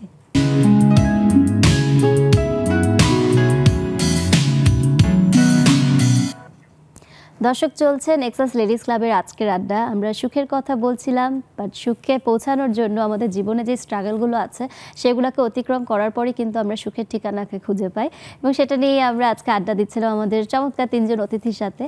আমি একটু মারিয়াপুর গল্প শুনছিলাম, আমি একটু রীতাপুর কাছে কথা বলবো। যে রীতাপু, আপনি বলছিলেন যে প্রয়াস যে স্কুলটা আছে সেখানে প্রথম দিকে আপনি অটিস্টিক বাচ্চাদের প্যারেন্টদের সাথে কাউন্সেলিং, ওদের কাউন্সেলিং করছিলেন, সেটা নিয়ে একটু বলবেন। আমি না এখনো প্যারেন্টস কাউন্সেলিং করি। আমার কাছে অনেক প্যারেন্টস আসে, যেমন শুধু যে স্কুলের বাচ্চারা এরকম না, বাড়িতেও এরকম অনেক প্রবলেম আছে বাচ্চাদের, মানে মানসিকভাবে তারা, আমার তো মনে হয় কিছু প্যারেন্টসেরও আছে যেটা আইডেন্টিফাইড না, এবং সেটা হয় কি ছোটবেলা থেকে সে এমন কিছু দেখে বা তার সাথে এমন কিছু ঘটনা ঘটে ছোটবেলায়। কারণ আমার সাথে তো মন খুলে কথা বলে, আমি তো ওর বন্ধু হয়ে যাই। আর আমি যখন কথা বলি আমার রুমটা ওরকম থাকে, একটু কম আলো থাকে, একটু সাজানো থাকে, গুছানো। তো আমার যেই রুমে বসে আমি ওদের সাথে কথা বলি, তো মা বাচ্চাকে নিয়ে আসলো, তখন আমি বলি আপনার হাজবেন্ডকেও আসতে হবে, আমি শুধু একসাথে কথা বলবো না, বাবাকেও চাই, মাকেও চাই, দুইজনকেই চাই। তো মেয়ের কথা তো আমি শুনলামই, মেয়ের যে কমপ্লেইনগুলো দেখা যায়, তার সাথে সে ছোটবেলায় বেশিরভাগ ক্ষেত্রে অ্যাবিউজড হয়, কাছের লোক তারা, এবং ওইটা সে ভুলতে পারে না। এবং ওখান থেকেই তার কিন্তু আস্তে আস্তে করে মানে ব্রেনে তার তখন নেগেটিভিটি এত তাকে ছেয়ে ফেলে, হয়তো ট্রমাটাইজ, হয়তো প্যারেন্টসকে বলছে, প্যারেন্টস খেয়ালও করে না। মানে এইটা কিন্তু এগুলো আমি অনেক ফিল্মও দেখি, মাকে বলে, মা বলে না না না যাও, দেখা গেল যে একটা মেয়ে বাচ্চাকে দারোয়ানকে দিয়ে স্কুলে পাঠাচ্ছে। মানে এই একটা মেয়ে বাচ্চাকে যে কত কেয়ারফুলি মানুষ করতে হয়, তাকে বোঝাতে হয়, এখনকার দিনে ছেলে মেয়ে উভয়, যে তোমার প্রাইভেট পার্ট এটা, এখানে কখনো কেউকে টাচ করতে দিবে না, যে এই যে তাকে শেখানো, this is your private part বডির। আর অনেক অ্যাডাল্ট আছে প্রাইভেট পার্টে বাচ্চাদের না বলে যে এটা তো জোক করেছে, আসলেই টাচ করে। একদম আমি একদম এটা মানে এটা ডেড এগেইনস্টে। তো আমি প্যারেন্টসদেরকে বোঝাতাম সবসময়, এবং বাবা মা দুজনকেই বলতাম যে যেহেতু মায়ের উপরেই, মানে আমার একজন মহিলা ছিল, আমার ওনার কথা শুনে রীতিমতো কান্না পেত, মানে ওই বাচ্চাটা এরকম কেন, সেই জন্য ওনাকে মারতো ওনার হাজবেন্ড। তো তুমি চিন্তা করতে পারো কতটা ক্রুয়েল।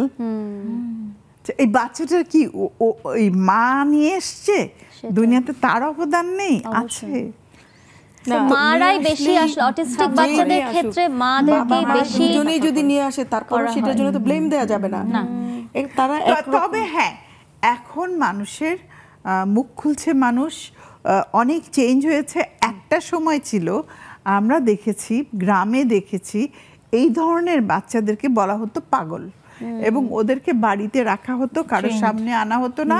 আমি ছোটবেলায় গ্রামে দেখেছি, আমাদের অনেক আত্মীয় স্বজনের মধ্যে দেখতাম, তখন এখন আমি ওইটা রিয়েলাইজ করি যে আসলে সে তো পাগল ছিল না, তার মধ্যে ডিসেবিলিটিটা ছিল, বাট এইটাকে তারা ওইভাবে নারিশই করে নাই কখনো, আইডেন্টিফাই করেছে। হ্যাঁ, নারিশ, এদেরকে না যত্ন করতে হয়, ভালোবাসতে হয়, এরা ভালোবাসার কাঙাল, এদেরকে ভালোবেসে সবকিছু করানো না, এটা সত্যি, এটা সত্যি। যতগুলো সব ঠিক হয়ে যায়, কিন্তু সামাজিকভাবেও যেটা হয় যে বাচ্চারা, এই বাচ্চাগুলো যখন স্কুলে যায়, কিছু অন্য বাচ্চারা তাদেরকে মারে, এবং প্যারেন্টসরাও কমপ্লেন করে এরকম অস্বাভাবিক বাচ্চা থাকলে আমার মানে রাখতে পারবেন না আমাদের বাচ্চার সাথে, এ ধরনের কমপ্লেইন করে, সেই বাচ্চাটা তখন আরো নিজের মধ্যে থেকে হয়ে যায়। আমি ডক্টরের কাছে আপা আমার একটা কথা আমি জাস্ট ইন্টারাপ্ট করছি, আমি ডক্টরের কাছে গেছি একবার, আমি আমার মেয়ে সহ গেলাম, তো একটা বাচ্চা নিয়ে এরকম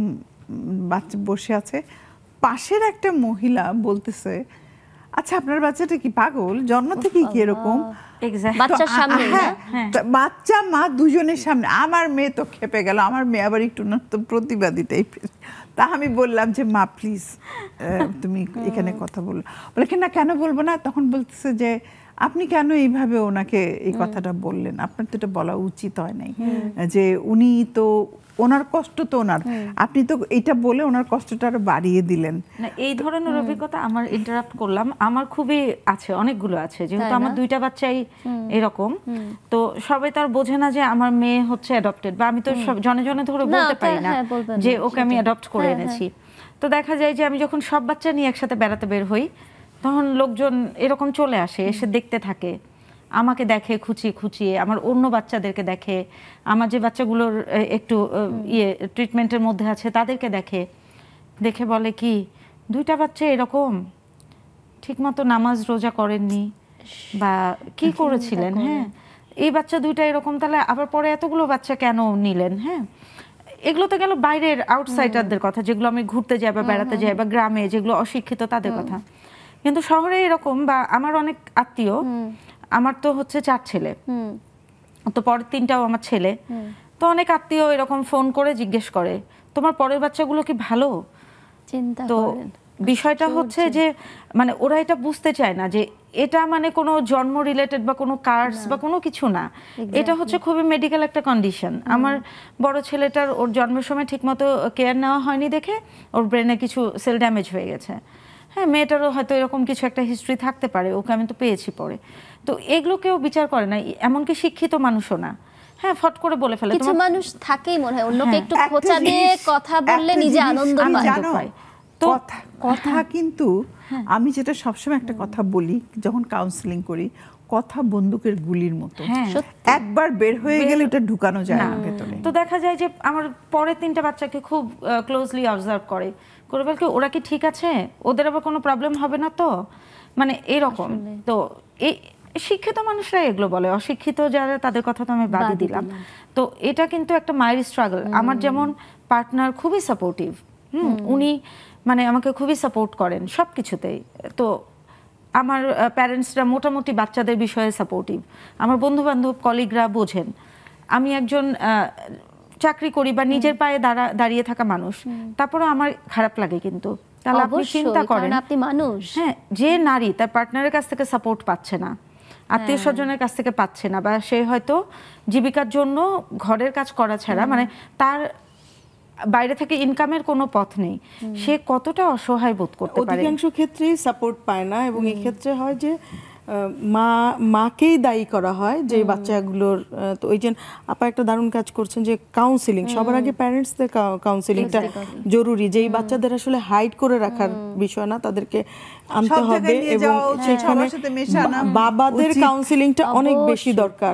হ্যাঁ, একই সাথে মায়েদেরও, মায়েরা মনে করে কি যে আমি আমার এই বাচ্চাটা তো একটু অস্বাভাবিক, তাকে তার সব কাজগুলো আমি করে ফেলবো। কাউন্সিলিং করে কি হবে, বাবার সাপোর্ট ছাড়া তো মা আরো অসহায়। কাউন্সিলিং দুজনেরই দরকার না, ভাই বোন থাকে না পরিবারে, তাদেরকেও করতে হয়, সবার কাউন্সিলিং দরকার।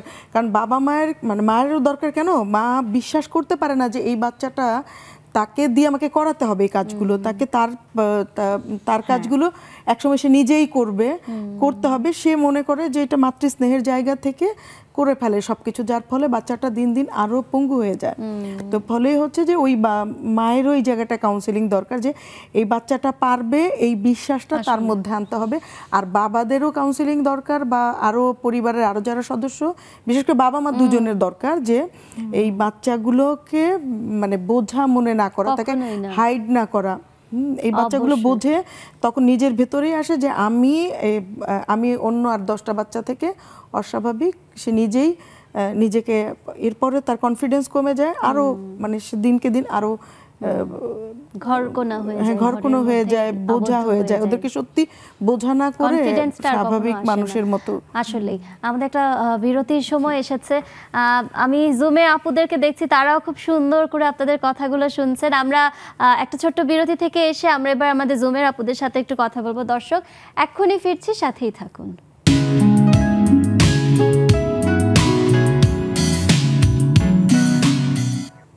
দর্শক, চলছে নেক্সাস লেডিস ক্লাবের আজকের আড্ডা। আমরা কথা বলছিলাম আমাদের আপুদের সাথে এবং আমরা সুখের ঠিকানা নিয়ে কথা বলছিলাম। সুখ খোঁজার জন্য এবং সুখ পাওয়ার জন্য আমরা কত কী করি জীবনে, সব কিছু নিয়ে আজকে আমরা আড্ডা দিচ্ছি। আমি একটু জুমে চলে যাব, তবে আপনারাও কিন্তু আমাদের সাথে আপনাদের সুখের গল্পগুলো এবং দুঃখের গল্পগুলো অবশ্যই শেয়ার করতে পারেন স্ক্রিনে দেওয়া জুমের ইউজার আইডি এবং পাসওয়ার্ড দিয়ে। আমি একটু জুমে চলে যাচ্ছি। আমাদের অনেক আপুরা জয়েন করেছেন, আমার খুব ভালো লাগছে, থ্যাংক ইউ সো মাচ। আমি সবার আগে চলে যাব আমাদের রেবেকা আপুর কাছে। রেবেকা আপু, কেমন লাগছে? আজকে আমরা কথা বলছিলাম সুখের ঠিকানা নিয়ে। তো আমাদের যে তিনজন অতিথি আপু আছে তারা বলছিলেন, মারিয়া আপুর কথাও শুনছিলেন যে তার বাচ্চাদের কথা বলছিল এবং আমাদের কথা প্রসঙ্গে অটিজম নিয়েও কথা উঠে এসেছিল। আপনি কি বলতে চান রেবেকা আপু? ধন্যবাদ, শুভ সন্ধ্যা সবাইকে। আসলে আপনারা যা কথা বলছিল সেগুলো শুনছিলাম খুব মনোযোগ দিয়ে। কথাগুলো খুব গুরুত্বপূর্ণ। হ্যাঁ, কারণ হচ্ছে যে কথাগুলো হচ্ছিল এগুলো আসলে শিক্ষিত মানুষটাই আমাদেরকে বেশি মানে নারী চাড়ে, অশিক্ষিতরা তো না বুঝে অনেক।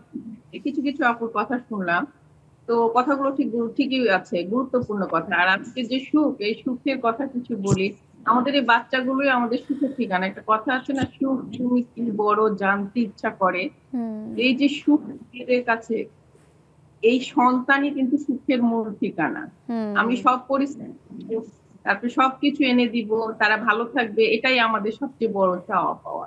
এই সুখটা যদি সব, তাহলে তো মানে মেয়েদের ক্ষেত্রেই বলবো, ছেলেরা অত কিছু ডিপলি চিন্তা করে না। অনেকে আছে অনেক কিছু বলে, কিন্তু আমি আপুদের কথা একটা কথা বলবো, যার যার সন্তান তার তার, কে কি বললো আমার সেটা নিয়ে চিন্তা করার কোনো দরকার নাই। আমার মাথার মধ্যে যখন একটা কথা ঢুকে যে আমি ওনার জন্য এই কাজটা করলে তার যদি ভালো হয়, আমার খুব শান্তি লাগে, তখন আমার খুব সুখ পাচ্ছি। এই জিনিসগুলো কি জিনিস আছে যেগুলো মানুষকে বলার দরকার হয় না, নিজে থেকেই করি। আর করার জন্য কাউকে কিছু জানানো বা প্রচার করার আমার কোনো দরকার না। আমার প্রবলেম আমি সলভ করব এবং সহজ। থ্যাংক ইউ সো মাচ, একদম ঠিক কথা বলছেন, thank you so much. Hasina আপুর কাছে চলে যাব। হাসিনা আপু কি বলবেন আমাদেরকে? একটু আনমিউট করবেন। আসসালামু আলাইকুম আপু, শুভ সন্ধ্যা সবাইকে। অনেক ধন্যবাদ। বিশেষ করে বাচ্চাদের কথাগুলি শুনে আপুদের কাছ থেকে অনেক মনটা খারাপই হয়ে গেছে যে আসলে এগুলাই হয়, এগুলাই করে আশেপাশের মানুষগুলো। আর দূরের মানুষগুলোর কথাগুলো কিন্তু ভুলে যাওয়া যায়। কাছের মানুষ যখন রিলেটিভটা এরকম করে না, তখন ওটা অনেক কষ্টের থাকে। তো এর মধ্যে আমি একটু বলে নিই, আমাদের নেক্সাস লেডিস ক্লাবের জুমের আমাদের শ্রদ্ধেয় হুসনে আপা চট্টগ্রাম থেকে বসে। ওই আপা অনেকদিন ধরে অনেক অসুস্থ, তো আজকে আমার সাথে কথা হয়েছে, তো বলতেছিল যে আমার কথা একটু বললেন, সবাইকে বললেন একটু দোয়া করতে আমার জন্য। এটা একটা বিষয়। আর বিষয় হচ্ছে একজন মানুষ, হ্যাঁ হুসনে আপা অনেকদিন ধরে অসুস্থ, সবাই দোয়া করবেন আপার জন্য। এই আজকে যেমন এখানে বসে যে সুখের একটা ছোঁয়া পাইলাম লেডিস ক্লাবে বসে, আজকে খুব ভালো লাগছে, আনন্দ লাগছে যে শারমিন আপা আমার সাথে আজকে এই পরিচয়, জয়েন হয়েছে জুমে আপা। তা আপা বলতেছিল যে আমার আম্মা সিরাজগঞ্জ থেকে আসছে ঢাকায় আমার বাসায়, বলতেছে আমাকে একটু জুমে জয়েন করাই দিতে, বা আপা মনে হয় করাইছে। পরে বলতেছে যে আমাকে অনেক দিন ধরে টিভিতে দেখে, খুব ভালো লাগে ওনার আমার কথাগুলা। আসলে আমি জানি না কি কথা বলি, যাই হোক যেটাই হোক, এত ভালো লাগছে শুনে। আপা জয়েন করাই দিল, খুবই ভালো লাগলো হাসিনা আপু। হাসিনা আপুর কথা শুনেই আমি শারমিন আপুর কাছে চলে যাব। একটু আনমিউট করবেন শারমিন আপু। Welcome to ladies club. কেমন লাগছে একটু বলবেন? আসসালামু আলাইকুম, খুব ভালো লাগছে। আপনি ভালো আছেন সবাই? জি জি অবশ্যই। আমরা সুখ নিয়ে কথা বলছিলাম, সুখের ঠিকানা নিয়ে কথা বলছি, খোঁজা হচ্ছে সুখ এবং কিভাবে পাচ্ছি। আপনার কেমন লাগছে? কেমন সুখী করতে পারছি আপনাকে আমরা আজকে? খুব সুখী লাগছে নিজের কাছে, নিজেকে খুবই সৌভাগ্যবতী বলে মনে হচ্ছে। আসলে এই চ্যানেলটার নিয়মিত দর্শক হচ্ছে আমার আম্মু। আমার মা আজকে আমার বাসায় এসছে, এর জন্য আমি অনেক বেশি সুখী। আর আপনাদের সাথে আমার মার এনকারেজে আমি জয়েন করেছি, এর জন্য আমি আরো সুখী। আপনার মা আছে, পাশে আছেন? জি জি জি, আমার মা আমার পাশেই আসছে, আমি ওনাকে দিচ্ছি, কথা বলেন প্লিজ। জি জি, আসসালামু আলাইকুম। ওয়ালাইকুম আসসালাম রাহমাতুল্লাহি ওয়া বারাকাতুহু। আমি আপনাদের এই অনুষ্ঠানটা মানে সেই প্রথম দিন থেকে দেখি, ওই নাদিরা আপা যখন ছিল আচ্ছা তখন থেকে আমি দেখি রেগুলার। আর রীতা আপার সাথে আমার কথা হচ্ছে, আমি দেখি সবসময় কিন্তু জয়েন করতে পারি না আমি। তো মেয়ের বাসায় আসছি, মেয়েকে বললাম যে তুমি হও। আপনি রীতা এখন আপার থেকে সাথে প্রতিদিন আসবেন। আচ্ছা আচ্ছা, thank you. Thank you so much. একটু জয়েন করে দিলে আমি জয়েন হতে। Thank you so much. ইনশাআল্লাহ আপনাকে এখন থেকে আমরা প্রতিদিন দেখতে চাই। থ্যাংক ইউ শারমিন আপু জয়েন করার জন্য। আমি একটু সোনিয়া আপুর কাছে চলে যাব, একটু আনমিউট করবেন। সোনিয়া আপু কেমন লাগছে, কেমন আছেন? শুভ সন্ধ্যা সবাইকে। জি অনেক দিন পর হ্যাঁ বাবার বাড়িতে এসে জয়েন করলাম, মনে হচ্ছে অনেক ভালো লাগছে। এটাই মনে হচ্ছে সুখের ঠিকানা। আসলে আমরা মিস করেছি আপনাকে কয়েকদিন। প্রতিদিন হলো বসি না, খুব মানে অন্ধকার আচ্ছন্ন মনে হচ্ছিল নিজেকে আসলে আর তারপর নেটওয়ার্কের সমস্যা ছিল। অনেক আপুরা মানে ফোন দিয়ে যোগাযোগ করেছে আমার সাথে যে তোমার কি হলো, তুমি কোথায় আছো। এই যে লেডিস ক্লাবের একটা ভালোবাসা এটা পেয়েছি, তারপরে এসে মনে হলো যে কখন বসবো, এই যে বসতে পেরেছি ভালোবাসার জায়গায়, অবশ্যই আপন ঠিকানায়, এটাই মনে হচ্ছে সুখ, আর কিছুই লাগে না জীবনে। কি সুন্দর, thank you so much Sonia আপু। মরিয়ম আপুর কাছে চলে যাব। মরিয়ম আপু একটু আনমিউট করবেন। কেমন আছেন? থ্যাংক ইউ জয়েন করার জন্য, আমাদের সাথে সবসময় থাকেন। জি আপু ভালো আছো? হ্যাঁ আলহামদুলিল্লাহ ভালো আছি। উপস্থিত অতিথিদের কথা শুনছিলাম, ওনাদের কথা অনেক ভালো লাগছে। তো মায়ের মন, আমরা সবাই মা, এখানে মায়ের ওনার কষ্টের কথা শুনে ওই আপার খুব খারাপ লাগছিল। আসলে আমরা সব মায়েদের জন্য দোয়া করি, সব মায়েদের মন সব পৃথিবীর সব মানুষ যেন বুঝতে পারে, সবাই মাকে যেন আঘাত না করে কথা বলে, এটাই দোয়া করি আর কি। সত্যি কথা, থ্যাংক ইউ মরিয়ম আপু। জি ছোট্ট একটা কবিতা বলি। জি অবশ্যই অবশ্যই। জি, কবিতার নাম সুখের সন্ধানে। অসুখের ঘর আমার, সুখ পাবো কোথায়? মনের সবুজ আঙিনা আমার, জন্ডিস নামের হলদে পাহাড়। কাদামাটির দেহ আমার, ধুধু বালুচর। সুখ তুমি কোথায় থাকো, সুখ তুমি কোথায় থাকো? উত্তর দক্ষিণ পূর্ব পশ্চিম, কোথায় কোন দিকে যাব আমি? কি সুন্দর, খুব সুন্দর, খুব সুন্দর। Thank you so much Maryam আপু। তন্দ্রা আপুর কাছে চলে যাব, একটু আনমিউট করবেন। তন্দ্রা আপু কেমন আছেন? আসসালামু আলাইকুম আপু, ভালো আছি। আসসালামু আলাইকুম। ওয়ালাইকুম সালাম আপু, কেমন আছেন? আপু আমি শুরু থেকে শুনছিলাম। জি, আমি 2000 বাচ্চা নিয়ে আমি কাজ করি। আচ্ছা, তো আমার অভিজ্ঞতা থেকে আমি একটু আপুদের কথা প্রথম থেকে শুনছিলাম, তো একটু আশ্বস্ত করতে চাই। আমাদের বিভিন্ন পরিবেশ থেকে বিভিন্ন রকমের শিশুরা কিন্তু আসে, এবং এখন কিন্তু নানা রকম শিশুদেরকে একীভূত শিক্ষা, যে একই প্রতিষ্ঠানে পড়বে, আমি দেখতে কম পাই, আমিও পড়বো, আমার একটা হাতের অংশ ত্রুটি আছে আমিও পড়বো, আমার কোনো বিকাশের সমস্যা আছে আমিও এই স্কুলেই পড়বো। তো টিচারদেরকেও আমাদেরকেও কিন্তু প্রশিক্ষণ দেওয়া হয়। এবং একটা বিষয় হচ্ছে ইদানিং কিন্তু আপু আমাদের বাচ্চাদেরকে, ওই যে সমস্ত স্কুলের বাচ্চাদেরকে অ্যাওয়ারনেস তৈরি করার জন্য এই বিষয় উপরে কিন্তু বিভিন্ন প্রশিক্ষণ দেওয়া হচ্ছে মন্ত্রণালয় থেকে। আমি কিছুদিন আগে আমাকে প্রশিক্ষণে স্কুলে অনেক বাচ্চা সহ অ্যাসাইন করেছিলেন কর্তৃপক্ষ, যে ম্যাডাম আপনি একটুই প্রোগ্রামটা থাকবেন। তো দুইজন ট্রেনার ছিলেন। তো আমাদের অন্য শিশুরা যেন আমাদের শিশুদেরকে, সব শিশুদেরকে বুঝতে পারে কার সাথে কেমন অনুভূতি প্রকাশ করতে হবে, কি করে কথা বলা উচিত, ইতিবাচক মনোভাব। অবশ্যই সেটা, এটা আসলে সব শিশুদেরকেও তো আসলে এই সমানভাবে দেখার ব্যাপার আছে। থ্যাংক ইউ সো মাচ তন্দ্রা আপু। আমি একটু আকলিমা আপুর কাছে চলে যাব। আকলিমা আপু কেমন আছেন? আপনি এই বিষয়ে কি বলবেন? আমাদের সুখের সন্ধান নিয়ে কথা হচ্ছে। আচ্ছা, আসসালামু আলাইকুম, সকলকে ধন্যবাদ এবং শুভ সন্ধ্যা। আমি এখানে সেটে বসে অনেক কথাই শুনছিলাম, বিশেষ করে একটু মানে অটিস্টিক বাচ্চা বা একটু অন্য টাইপের বাচ্চাদের নিয়ে কথা হচ্ছিল। আমি একটা স্কুলে প্রিন্সিপাল ছিলাম, তা এই ব্যাপারে আমার একটা এক্সপিরিয়েন্স আছে আর কি। আর আমি নিজেও কেন যেন এই বিষয়টার প্রতি জানতে আগ্রহী, বুঝতে আগ্রহী, এবং আমি কিছু কোর্সও কমপ্লিট করেছি। তো আমি যখন প্রিন্সিপাল ছিলাম আর তখন আমার স্কুলে বেশ কয়েকটা এই ধরনের বেবি আর কি ভর্তি হয়েছে। তো ভর্তি হওয়ার পরে অনেক টিচার বলে যে মানে আপনি যেভাবে ভর্তি করাচ্ছেন এটা তো বদনাম হয়ে যাচ্ছে, ভালো বাচ্চারা তো থাকবে না, অভিভাবকরা কমপ্লেইন করতেছে। তো আমি আরেকটা কথা বলে নেই, আমাদের এই গভর্নমেন্টের কিন্তু একটা পরিপত্র আছে যে সবাই একমুখী শিক্ষায় এদেরকে আমরা ভর্তি করাতে পারবো, ভর্তি করাতে হবে। কারণ এদের যদি আমরা পিছনে ফেলে দেই, এরা যদি তাদের মতো স্কুলে ভর্তি হয় তাহলে কিন্তু ওরা আর কিছু শিখতে পারবে না। এই সবার সাথে পড়ালেখা করে সবার সাথে কথাবার্তা বলে ওরা কিন্তু অনেক ডেভেলপড হবে। তো সেই কারণে আর কি আমাদের ভর্তি করা। আর আমার নিজের এই ধরনের বেবিদের প্রতি একটু বেশি আমি ওদেরকে ফিল করি আর কি, কেন জানি করে আমি জানি না, আমার খুব আমি ফিল করি। তা ভর্তি হওয়ার পরে এই কথা শোনার পরে আমি সেই অভিভাবক যারা নাকি কমপ্লেইন করেছে ওনাদের সাথে বসলাম, ডাকলাম। তখন আমি অনেক কথা বলার পরে আমি শুধু একটা কথাই বললাম, আপনার বাচ্চাটি যদি এমন হতো তাহলে আপনি কি করতেন, আপনি কি নিজে চিন্তা করেন? আসলে আপনার বাচ্চা যদি এমন হতো, আপনাকে যদি এইভাবে বলা হতো, আপনার কি সে কষ্টটা লাগতো কিনা? তা অনেক কথা বলার পরে তখন তারা ব্যাপারটা বুঝলো আর কি।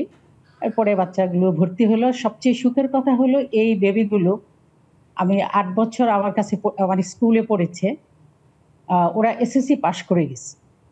মাশাআল্লাহ মাশাআল্লাহ, এত ভালো লাগছে, আসলে আসলে অসাধারণ আকলিমা আপু। মানে আসলে এটা আসলে হ্যাটস অফ এবং স্যালিউট দেওয়ার মতো। এটাই এই না হলো আসলে আমি বলবো যে হেড টিচারের এটাই, হেডমাস্টারের আসলে এটাই প্রিন্সিপালের দায়িত্ব, যথার্থ আপনি আপনার দায়িত্ব পালন করেছেন। আসলে এমনই হওয়াটা উচিত। আপনারা আমাদের সাথেই থাকবেন, একটা ছোট্ট বিরতির সময় এসেছে। দর্শক কোথাও যাবেন না, আমরা একটা ছোট্ট বিরতি নিয়ে এখনই ফিরছি, সাথেই থাকুন।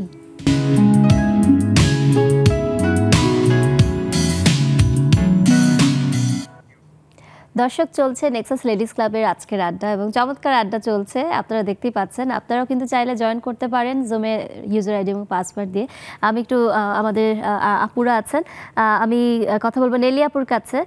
নেলি আপু কেমন আছেন? সুখের ঠিকানা নিয়ে কথা হচ্ছে। কোন জিনিসটা আপনাকে সবচেয়ে বেশি সুখী করে? খুব বেশি কিছু কি লাগে সুখী হওয়ার জন্য? আসসালামু আলাইকুম সবাইকে, শুভ সন্ধ্যা। জি, হ্যাঁ আসলে সুখটা খুব কোন জিনিসটা আসলে সবসময় নিজের পরিবারটা ভালো থাকে, এটা হচ্ছে আর সবচেয়ে বড় সুখের ব্যাপার। সত্যি ওইটাই আমাকে আনন্দিত করে। সুখটা আমরা আসলে সবাই তো আসলে সুখটাই খুঁজি, সবার কাছে আসলে এটাই প্রথম চাওয়া, তাই না? যে পরিবারটা সুখে আছে মানেই মনের শান্তিটা চলে যায়। আসলে থ্যাংক ইউ নেলি আপু। খুকু আপুর কাছে একটু চলে যাবো, একটু আনমিউট করবেন খুকু আপু। একই কথাই চলে যাচ্ছে, সুখের সন্ধানে আমরা।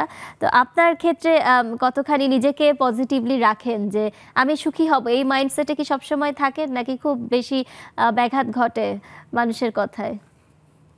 আসসালামু আলাইকুম আপু, শুভ সন্ধ্যা, শুভেচ্ছা। আসলে স্টুডিওতে কথাগুলো শুনতেছিলাম, ভালোই লাগতেছিল। সুখ আসলে কি সুখ চোখে দেখা যায় না, অনুভব করে নিতে হয়। আমার জীবনে এতটাই মানে কষ্ট এবং স্ট্রাগল গিয়েছে যে এখন এসে আমি বলতে পারি যে আমি খুব সুখী। কেন বলতে পারি যে আমার এখন মানে চাওয়া পাওয়ার কিছু নেই, আমি অল্পতেই আমি সুখ খুঁজে নিই, এটা আমার খুব ভালো লাগে। তো আজকে যে অটিস্টিক বাচ্চাদের কথা বলা হচ্ছে, সেখানে আমি আমার নিজের জীবনের ছোট্ট একটা অভিজ্ঞতা বলি। আমি যখন স্টুডেন্ট ছিলাম, আমাকে টিউশনি করে লেখাপড়ার খরচ চালাতে, তো তখন আমাকে যেভাবে টিউশনি মানে যে ছাত্রী দিত আমি তাকেই পড়াইতাম, কারণ আমার তখন আর্থিক একটা সাপোর্ট দরকার ছিল। তো একটা মেয়ে পেয়েছিলাম আমি, যে মেয়েটা কথা বলতে একটু তোতলা এবং কানে কম শুনতো। ওকে স্কুল থেকে বের করে দিয়েছে, আপনার ক্লাস 3-তে পড়ার মতো বয়স, 9 বছর 10 বছর। সে পড়তে পারে না, সে লিখতে পারে কিন্তু পড়তে পারে না, অক্ষর চেনে না। এই জন্য টিচাররা আমাকে ডেকে নিয়ে বলছে তুমি পড়াও, তুমি যেহেতু টিউশনি খোঁজো, এই মেয়েটাকে তুমি পড়াইলে পড়াও, এই মেয়েটাকে আমাদের স্কুলে আমরা রাখতে পারবো না। এটা আপনার 96-7 এর কথা, 97 এর কথা। তো সেই মেয়েটাকে আমি ওই সময় মানে আমার কোনো অভিজ্ঞতা ছিল না, শুধু ধৈর্য সহকারে মেয়েটিকে আমি একদম অক্ষর জ্ঞান থেকে শুরু করে ক্লাস 5 মানে 1-এও পড়ার মতো যোগ্যতা করে 11 বছর বয়সে আমি 1-এ ভর্তি করাতে বললাম মাঠে। করলো, করার পরে 5 পর্যন্ত আমি ওকে পড়িয়েছিলাম। তারপর তো আমার জব হয়ে যায়, আমি টিউশন ছেড়ে দেই। একদিন হঠাৎ তার মা আমাকে ফোন দিয়ে কান্নাকাটি শুরু করে দিল। আমি তো ভয় পেয়ে গেলাম যে কি ব্যাপার, অন্তরার কি হয়েছে? মেয়েটার নাম অন্তরা, খুবই সুন্দর একটা মেয়ে। এত আসলে যান্ত্রিক একটু সংযোগে হচ্ছে। থ্যাংক ইউ খুকু আপু। রীতা আপুর কাছে চলে যাব। রীতা আপু ছোট্ট করে একটু বলবেন সুখের সন্ধানে আপনার কি করা হয়? আচ্ছা মাশাআল্লাহ খুকু আপু থ্যাংক ইউ সো মাচ। আমি অবাক হয়ে গেছি যে এই মেয়েটি আজকে এত দূরে গিয়েছে, শুধু আমি একটু কষ্ট করেছিলাম বলে। এইসব বাচ্চাদেরকে আসলে আমাদের যত্ন করা উচিত, আর কিছুই না। যত্ন করো, ভালোবাসো, এটাই। রীতা আপু একটু কথা বলবেন, আপনি কি বলবেন রীতা আপু? হ্যাঁ, শুভ সন্ধ্যা। রীতা আপাকে অনেক ভালোবাসা। আমার মিতাকেও ভালোবাসা।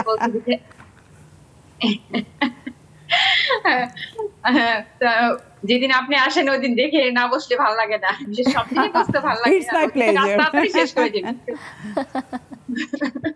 এটা পূজার সময়, ঠাকুর পূজা করার সময় আমাদের সন্ধ্যাবেলা। আসলে যাই হোক,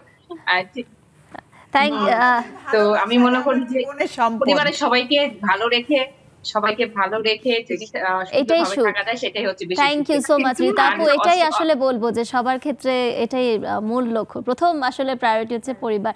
আমি মারিয়াপুর কাছে যাব। মারিয়াপু, অনেক কিছুই কথা বললাম, আসলে খুব বেশি সময় নেই আমাদের। আপনার মাশাআল্লাহ 5 জন সন্তান এবং ছোট জন হচ্ছে 1 বছর বয়স। আমি একটু জানতে চাবো এত সুন্দর করে নিজেকে কিভাবে রেখেছেন, এবং সুখী হওয়ার আরেকটা মূল লক্ষ্য পরিবার সুন্দর থাকা এবং নিজেকে সুন্দর রাখা। এটা কিন্তু সবচেয়ে আমি বলবো সবার আগে নিজেকে কিভাবে করে এত সুন্দর করে ফিট করে রেখেছেন সেটার আমাদেরকে একটু বলেন। আগে ছোট্ট একটা কারেকশন দিয়ে, এটা অবশ্য আমি আগে বলিনি, আমার 5টা না 6টা বেবি বলবো, কারণ আমার আরেকটা ছেলে আছে। ছেলে বলতে ও আমার কাজিন, কিন্তু ওর মা খুব ছোটবেলায়, মানে ওর যখন 1.5 বছর 2 বছর বয়স ওর মা মারা যায়। তো মারা যাওয়ার আগে ওর মা আমাকে আন্টি বলতো, তো ও বলে গেছিল যে আমার ছেলে যাতে আন্টি নিয়ে যায়, মানে ও একমাত্র হয়তো মারা যাওয়ার আগে আমাকে ভরসা পাচ্ছিল। তো ওকে আমি বড় করেছি, এখন ও ক্লাস 8-এ পড়ে। তো 6টা আসলে আমার বাচ্চা। এর মধ্যে আমার মেয়ে হোস্টেলে থাকে, আর বড় 3 ছেলে যেটা, তারা 3 জন আমার প্যারেন্টসদের সাথে থাকে, আর ছোট 2 জন আমাদের সাথে থাকে। তো যেটা যে সৌন্দর্যতা আসলে দেখার বিষয়, বলে না যে মানে চোখে আপনি হচ্ছে কে সুন্দর এটা মানে আপনার মনে, আপনার চোখে আছে, তো হয়তো এটা আপনার মনে হয়েছে। কিন্তু আমার ক্ষেত্রে যেটা হয় যে আমি যেটা বিশ্বাস করি যে সবাই তো থাকবেন, এনভায়রনমেন্ট থাকবেন, কিন্তু সুখী হওয়ার জন্য বা আপনি সুন্দর থাকার জন্য, ভালো থাকার জন্য অন্তত একজন মানুষ যদি সবসময় আপনার পাশে মানে শক্ত করে আপনাকে ধরে রাখে, এটা আপনার জন্য একটা অনেক বড় ব্লেসিংস। তো সেটা যদি আবার আপনার পার্টনার হয়, তো এটা আপনার জন্য আরো বড় ব্লেসিংস। তো আমি খুবই লাকি যে আমার পার্টনার, আমার হাজবেন্ড, ও হচ্ছে যে আমাদের যতই ডিফারেন্স হোক বা যেটাই হোক, থাকে না যে অনেক সময় অনেক কিছু নিয়ে টুকটাক কনফ্লিক্ট হয়, মানে এইসব সব কিছু বাদ দিলে মানে ও সব সময় আমি ফিল করি যে মানে আমার পাশে আছে। এটাই আপনার আসলে আপনার প্রতি আমাদেরও এই শুভ কামনা যে এত সুন্দর করে যেন আপনার সংসারটা থাকে এবং এই সাপোর্ট সিস্টেম আছে দেখে আপনি এত সুন্দর করে আপনার বাচ্চাদেরকে মেইনটেইন করছেন, ক্যারিয়ার মেইনটেইন করছেন। শামীম আপুর কাছে সবশেষে সংক্ষেপে একটু চলে যাব যে শামীম আপু কিভাবে করে নিজেকে সুখী রাখছেন এত কিছু প্রতিকূলতার মধ্যেও, সংক্ষেপে শেষে ছোট করে নিজেকে একেবারে ছোট করে বলি যে সুখে থাকার জন্য যেমন একটা স্মাইলিং, মানে সুখী হওয়ার জন্য খুব বেশি কিছু দরকার না, একটা স্মাইলিং ফেস দেখলেই মনটা ভরে যায়। এসে যখন আপনার স্মাইলিং ফেস দেখেছি, এই প্রোগ্রামটা পুরোটাই মানে সুখে ভরে গেছে মন। এরকম একটা স্মাইলিং, সবসময় হাসতে হবে। যদিও আমরা এতক্ষণ কথা বলতে বলতে কথা প্রসঙ্গে চলে গিয়েছিলাম যে অটিস্টিক বাচ্চাদের কথাগুলো, যদিও একটু আমাদের কথাগুলো বেশ রাশভারী হয়ে গেছে, একটি হাস্যোজ্জ্বল হাসি ঠাট্টার একটি প্রোগ্রাম হতে পারতো, তারপরেও কিন্তু আমরা কিন্তু আসলে সুখ খুঁজেছি, আমরা সুখ খুঁজেছি সেই বাচ্চাদের, তাদের পাশে তাদেরকে গড়ে দেয়া, এবং সেই জায়গায় যদি আমরা এই আমাদের কথা থেকে যদি পরিবেশটা স্বাভাবিক হয়, তাদের সুখটা আমরা তৈরি করার চেষ্টা করেছি। আমি সবশেষে রীতা আপুর কাছে যাব। রীতা আপুর সময় একদম আমি 2 লাইনে শেষ করে দিচ্ছি। প্রাণ খুলে হাসো একদম, আর মন ভরে নিঃশ্বাস নাও, দেখবে যে পৃথিবীটা অনেক সুন্দর। অসাধারণ। এটাই হচ্ছে সবচেয়ে বড় কথা, যে হাসতে হবে, খুশি থাকতে হবে। এটাই আমাদের আসলে দর্শক, আমরা আজকে আড্ডা দিচ্ছিলাম আমাদের 3 জন আপুর সাথে, এবং আপনারাও আমাদের সাথে জয়েন করেছেন জুমের আপুরাও। সুখী হওয়ার জন্য যেটা রীতা আপু বললেন যে প্রাণ খুলে হাসতে হবে, এবং আজকে মারিয়াপুর কাছ থেকে আমরা শুনলাম যে কিভাবে করে তার পার্টনার আসলে সাপোর্ট সিস্টেমটাও খুব ইম্পর্টেন্ট, এবং শামীম আপু যেভাবে করে যুদ্ধ করে করে সব কিছু স্যাক্রিফাইস হোক যাই হোক উনি উদ্যমে চলে যাচ্ছেন, বাকি সব কিছু নিজের মতো করে।